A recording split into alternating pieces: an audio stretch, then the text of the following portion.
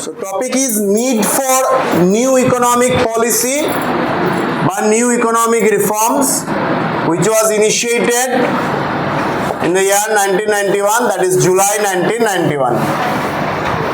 Last ক্লাসে আমরা এটা মোটামুটি একটা ব্যাকগ্রাউন্ড ডিসকাস করছি বা ব্যাকগ্রাউন্ড বোঝার চেষ্টা করছি।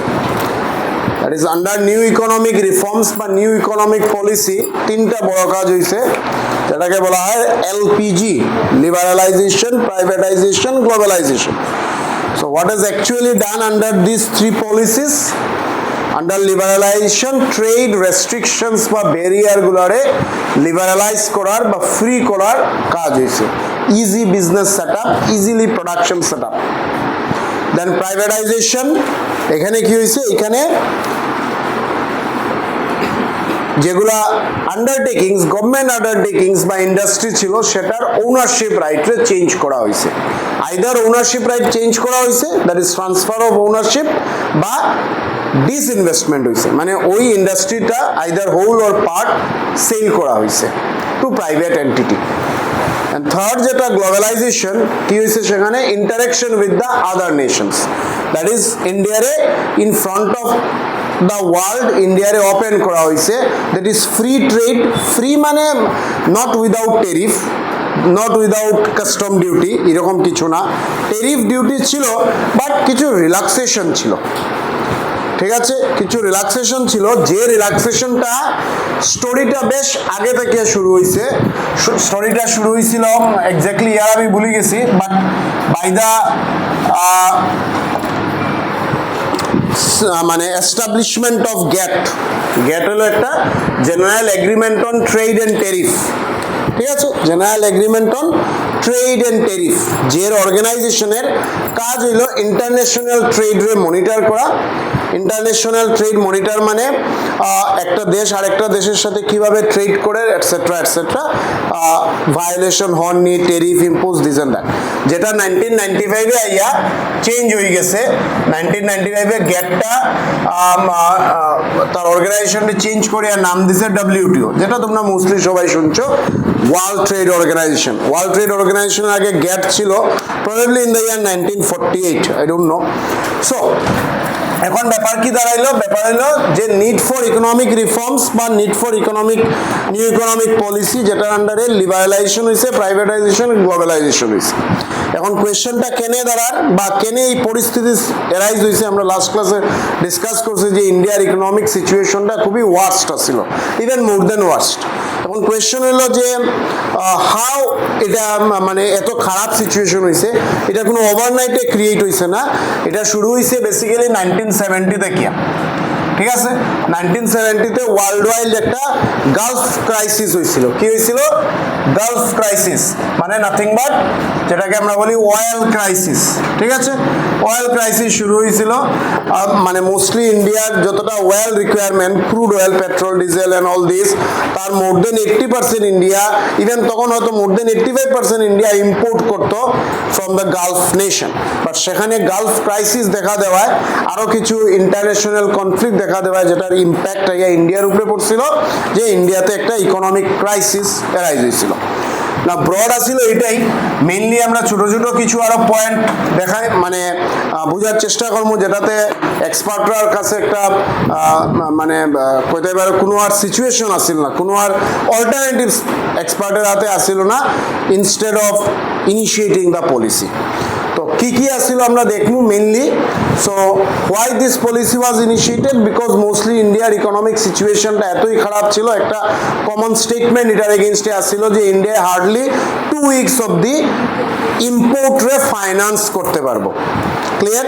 আমি ইন্ডিয়া যে গুডস বাইরে থেকে ইম্পোর্ট করেন, মোস্টলি ইম্পোর্টই করতে আসছিল, সেই গুডসগুলো ইম্পোর্ট করতে যে টাকা দরকার, আই মিন ডলার দরকার, সেই ডলারটা তার কাছে যা আসছিল যে হার্ডলি 2 উইকস অবধি import finance was possible. Broad এই সিচুয়েশন, আরো ছোট ছোট কিছু সিচুয়েশন বা কন্ডিশন দেখবো। ফার্স্ট আমরা দেখি ফিসক্যাল ডেফিসিট। তো বেসিক্যালি আমরা ওই নামটা থেকে এইটারে বোঝার চেষ্টা করি, ডেফিসিট মানে এ নেগেটিভ থিং, ডেফিসিট বুঝায় নেগেটিভ। তো ফিসক্যাল ডেফিসিট কি বুঝায়? It is the difference between government expenditure and government revenue. মানে মেইনলি এখানে আমরা ফিসক্যাল ডেফিসিট, যেটা থেকে আমরা ফিসক্যাল পলিসি পাই।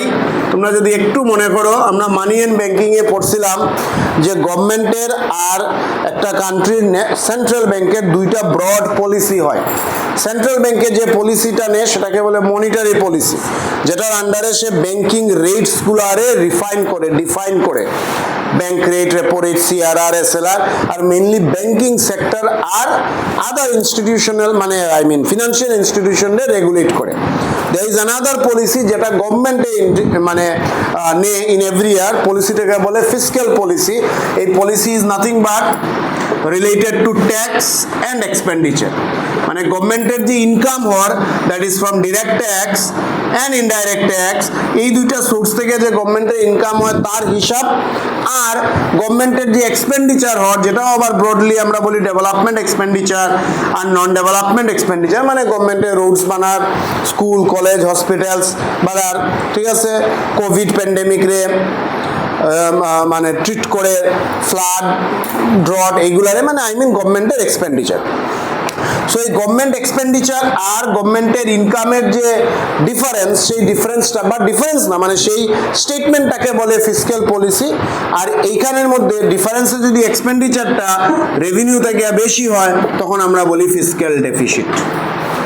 ঠিক আছে, আবার ক্লিয়ার, জাস্ট হেডিংটা মাথায় রাখবা, ভিতরে কি লেখা আছে লিভ ইট, বোঝার চেষ্টা করো যে কি কারণে গভর্নমেন্টের নিউ ইকোনমিক পলিসি ইন্ট্রোডিউস করতে বাউন্ড হইছে। তার একটা কারণ হলো fiscal deficit. Now what is fiscal deficit? The difference between income and expenditure of the government. তো গভর্নমেন্টের ইনকামে আমরা ইনকাম শব্দ লাগাই না, আমরা লাগাই tax, nothing but. Okay, now the difference between income and expenditure of the government কি আছে? এটা হলো ফিসক্যাল পলিসি। আর এখানে expenditure of the government was more than income, so government deficit. মানে তুমি জাস্ট তোমার কেসে দেখো, মনে করো তুমি এভরি মান্থ 10,000 আর্ন কর রায়, আর এভরি মান্থে 12,000 তোমার এক্সপেন্ডিচার হয়, মানে প্রত্যেক মান্থে তুমি 2,000 এর ডেফিসিটে আসো। So how you will manage? তুমি কারোর কাছ থেকে টাকা ধার নিবায়, সেই ধারের লোন মানে লোন নিবায়, তার ইন্টারেস্ট দিবায়, মানে একটা date trap situation.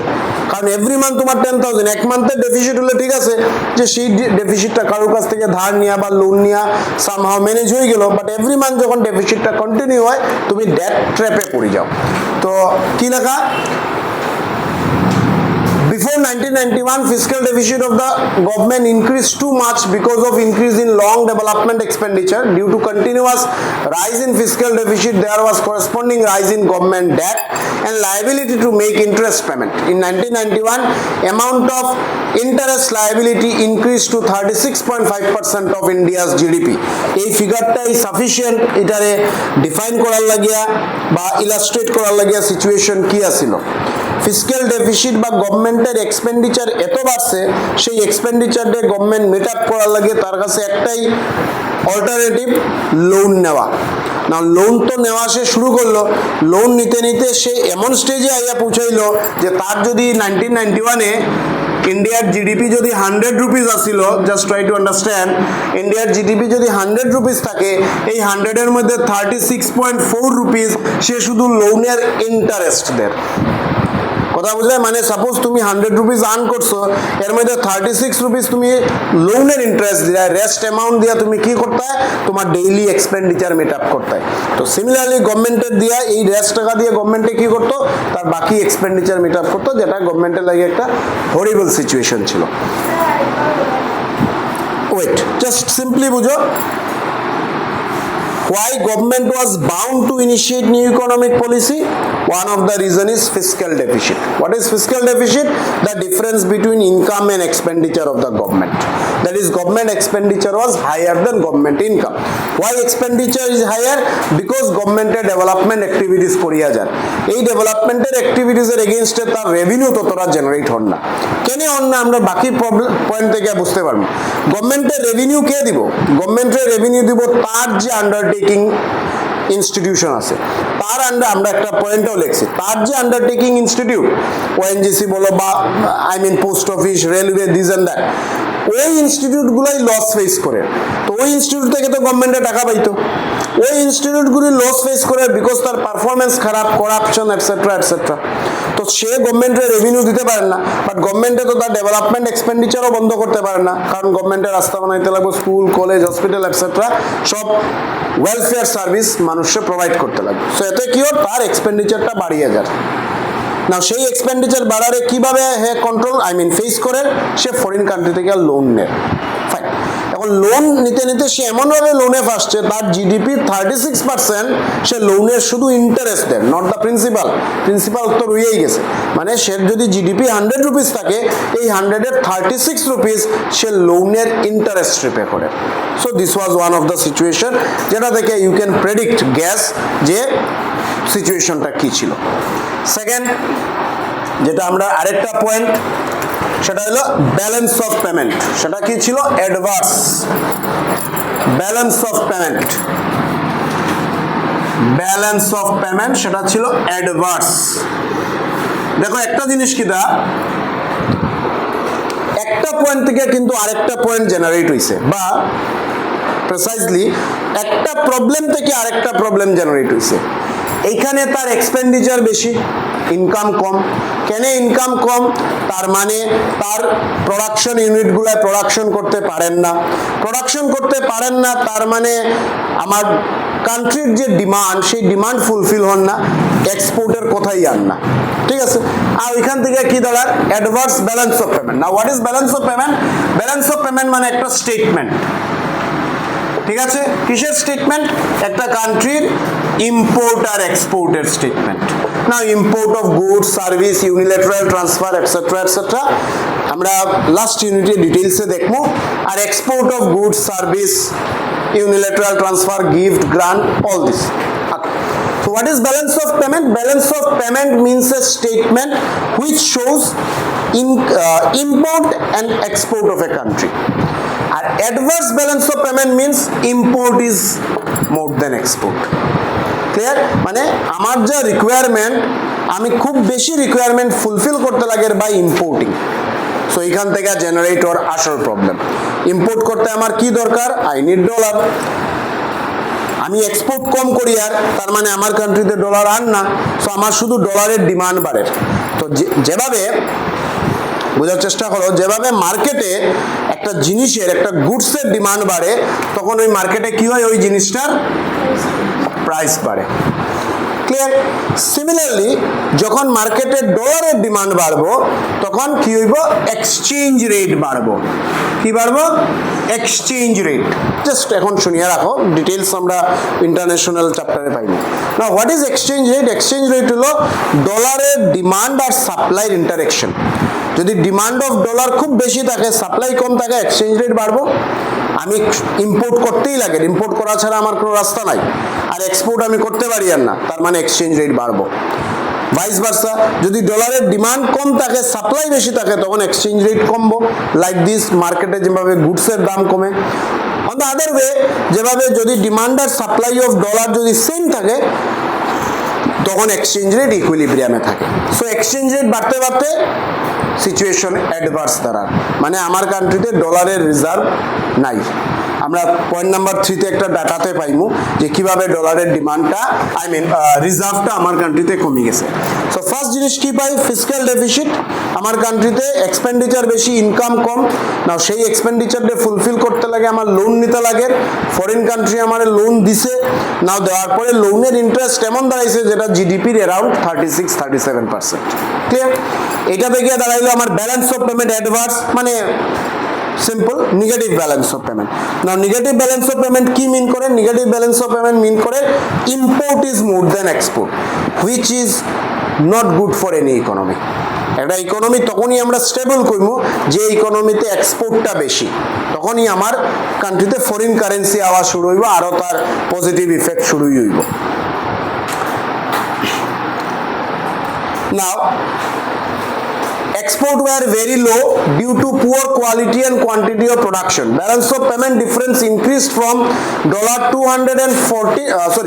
rupees 214 crore in 1980-81 to 17,367 crore. একটা সিম্পল ডাটা যেটা দিয়ে আবার আমরা অ্যানালাইজ করতে পারি সিচুয়েশনটা কি।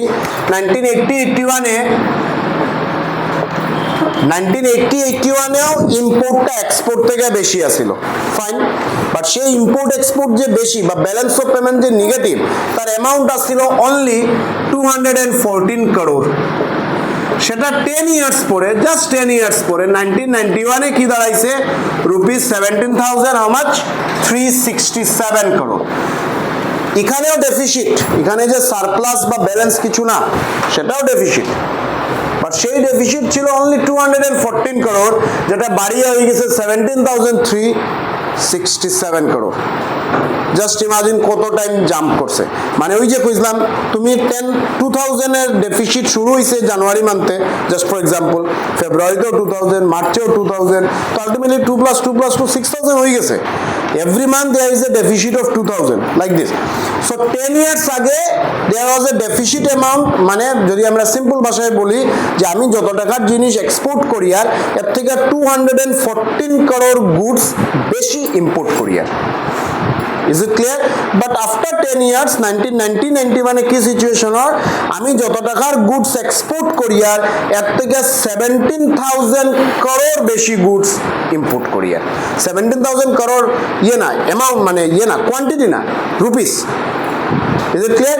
17,000 crore রুপিসের গুডস বেশি ইম্পোর্ট করি আর। ফাইন।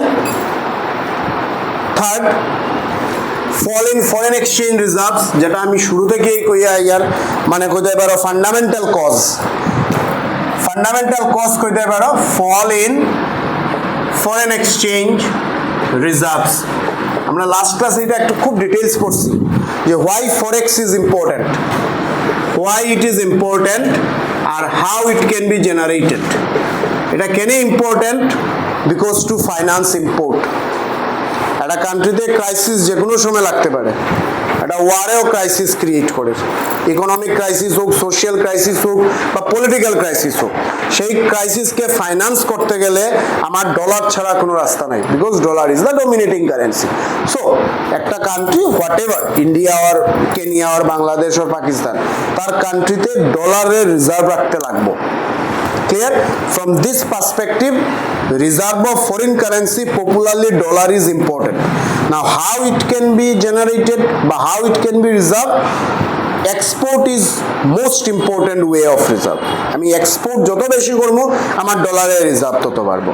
আমার কান্ট্রিতে এফডিআই এফআইআই যত বেশি বাড়বো ডলার আমার তত কান্ট্রিতে তত বেশি বাড়বো। আমার কান্ট্রিতে ট্যুরিজম যত বাড়বো, ফরেনার্স যত আইবো, সেটা টুরিস্ট প্লেসে হোক, মেডিকেল গ্রাউন্ডে হোক, এনি গ্রাউন্ড, আমার কান্ট্রিতে যখনই ফরেনার্স আইবো ডলার আইবো। ক্লিয়ার? সো ব্রডলি এক্সপোর্ট আর এফডিআই এফআইআই এইগুলোই সোর্স হলো ডলার। বাকি ট্যুরিজম বা রেমিটেন্স, তোমার রিলেটিভ ঘরের কেউ ফরেন কান্ট্রি থেকে টাকা পাঠায়, এইগুলো একদম কন্ট্রিবিউশনটা একদম নেগলিজেবল। বাট যেটা সবচেয়ে বড় কন্ট্রিবিউট করে সেটা হলো এফডিআই এফআইআই আর এক্সপোর্ট। সো ফরেক্সের কি ছিল, জাস্ট ইমাজিন, একটা লাস্ট পয়েন্টে একটা ডাটা দিছি যে 1991 মানে জুন মান্থ আইতে আইতে ইন্ডিয়াতে মাত্র $1 billion ইউএস আসছিল, I mean US dollar 1 billion, just 1 billion US dollar. আমরা নেক্সট কোয়েশ্চনে একটা অ্যাচিভমেন্ট পড়মু এলপিজিতে, সেখানে দেখমু যে কতটা জাম্প করছে 1991 থেকে। এনিওয়ে, সো এটা হলো আরেকটা রিজন, ফান্ডামেন্টাল কজ, যেটা নিউ ইকোনমিক পলিসিরে মানে ইন্ট্রোডিউস করার লাগি বাউন্ড করছে যে একটা কান্ট্রিতে ফরেন এক্সচেঞ্জ রিজার্ভ থাকা খুব দরকার জুন 1991 আইতে আইতে, কারণ আমার ব্যালেন্স অফ পেমেন্ট অ্যাডভার্স, কারণ আমি ফিসক্যাল ডেফিসিট, আমি লোন নিয়ে চলি, আর তো আমার কান্ট্রিতে ডলারের রিজার্ভ হওয়ার কোনো, এও যা রিজার্ভ অল্প স্বল্প আছে তার 36% আমি দিলাই আর only in loan repayment. Clear? So ডলারের রিজার্ভ দাঁড়াইছিল অনলি 1 বিলিয়ন। ইভেন এমন সিচুয়েশন আসিল, the international organizations like IMF ইন্ডিয়ার লোন দেওয়া বন্ধ করে দিচ্ছিল, কারণ কান্ট্রিটা ব্যাংক্রাফট হয়ে যেতে এই সিচুয়েশন। IMF এ ইন্ডিয়ার লোন দেন না, কারণ IMF এ ভাবতেছে যে লোন দিলে এই কান্ট্রি রিপে করতে পারতো না, ব্যাংক্রাফট সিচুয়েশন। ইভেন যদি জুলাই 1991 না হইয়া অগাস্ট 91 বা সেপ্টেম্বর 91 হইতো, এই পলিসি নিতে যদি আরো 2 মাস সময় লাগতো, সিচুয়েশন আরো ওরসেন হইল না। মানে এনিওয়ে, ছোট্ট আরেকটা রিজন, সেটা হলো ইনফ্লেশন। এবং আমরা জানি এটা ইকোনমির একটা সোসাইটিতে ডাইরেক্টলি ইম্প্যাক্ট করে। Balance of payment adverse, fiscal deficit adverse, foreign exchange reserves নাই। আমরা common man hardly think about it. আমরা কমন ম্যান এটা নিয়ে ভাবি না। আমরা বড় বড় নিউজ পেপার যদি পড়ি তখন এটা পাইমু, বা যারা বুঝের ফরেন এক্সচেঞ্জ রিজার্ভসের ইম্পর্টেন্স, ফিসক্যাল ডেফিসিট কি জিনিস, ব্যালেন্স অফ পেমেন্ট কি জিনিস, তখন তারা ভাববো যে এটা যদি নেগেটিভ হয় নামে কি ধরনের situation. But what common man is concern, common man is concern about price of a good. আর price of a good jump করিয়া কত পার্সেন্টে আসছিল? Inflation 16%। Clear? Even more than 8% inflation is not tolerable. Situation double আসছিল 16%. Very obvious. জিনিসের দাম কোন সময় বাড়বো? যখন প্রোডাকশন কম থাকবো, যখন ডিমান্ডটা সাপ্লাই থেকে বেশি থাকবো।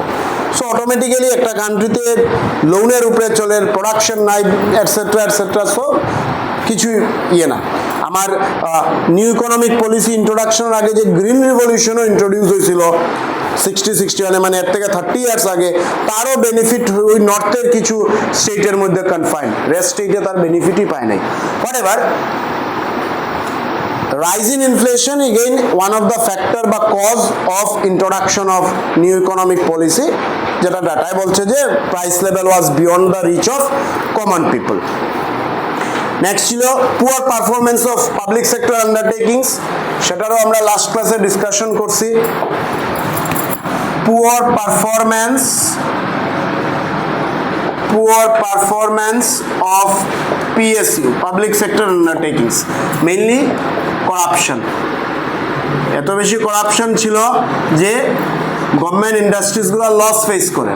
আমি এক্সাম্পল, এই তোমার ঘরের সামনেই কাঁচার পেপার মিল নিলাম। এই কাঁচার পেপার মিল বন্ধ হওয়ার পরে কত মানুষ আনএমপ্লয়েড হয়েছে, ডাইরেক্ট এমপ্লয়ি, ইনডাইরেক্ট। ডাইরেক্ট যারা এখানে কাজ করে, ইনডাইরেক্ট যারা এই পেপার মিলের নিয়ার বাই যারা ছোট ছোট টি স্টল, পান শপ বা গ্রোসারি শপ চালার, কেউ ঘরের রেন্ট দিছে, দুজন এমপ্লয়ি এখানে থাকে, দিস এন্ড দ্যাট। তো একটা ইন্ডাস্ট্রি থাকলে ডাইরেক্ট এমপ্লয়মেন্ট তো হইতেছে, ইন্ডাস্ট্রিতে যারা মানুষ কাজ করে, that industry also provide some indirect employment. Clear? But ওই ইন্ডাস্ট্রিগুলা হোয়াট এভার তার পারফরমেন্স ছিল poor only because of corruption. এর ছাড়াও কিছু ছিল, গভর্নমেন্টের তরফ থেকে সেই ধরনের কোনো পজিটিভ অ্যাটমসফিয়ার ছিল না ওইসব ইন্ডাস্ট্রিজগুলোরে রিভাইভ করার। সো আলটিমেটলি একটা ইন্ডাস্ট্রির পারফরমেন্স যদি বাজে হয়, প্রোডাকশন কম হইব, ইনফ্লেশন দেখা দিব। প্রোডাকশন কম হইলে এক্সপোর্ট হইতো না, এক্সপোর্ট যদি হয় না, ব্যালেন্স অফ পেমেন্ট ইমব্যালেন্স থাকবো বা ব্যালেন্স অফ পেমেন্ট অ্যাডভান্স থাকবো। এক্সপোর্ট না হইলে ফরেন কারেন্সি আইতো না। মানে one problem is generating another problem. Clear? Last problem, এবং এই পাবলিক আন্ডারটেকিংস পুয়ার, PSUর পারফরমেন্স পুয়ার হওয়ার লাগি গভর্নমেন্টে জোর দিছিল প্রাইভেটাইজেশন, যে ট্রান্সফার অফ ওনারশিপ রাইট হোক। And then inefficient management. ওই পাবলিক সেক্টর আন্ডারটেকিংস এর ম্যানেজমেন্টটাও এফিশিয়েন্ট ছিল না। they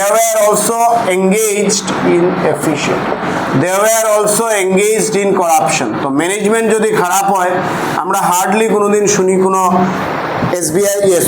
কোনো প্রাইভেট ব্যাংক থেকে কারোর টাকা চুরি হয়েছে, হার্ডলি। এই যে অনলাইন ফ্রড, হার্ডলি আমরা কোনো নিউজ পাইমো ICICI বা অ্যাক্সিস ব্যাংক থেকে, বাট অফেন আমরা SBI পাই, কারণ তার ম্যানেজমেন্ট সিস্টেম ইজ নট।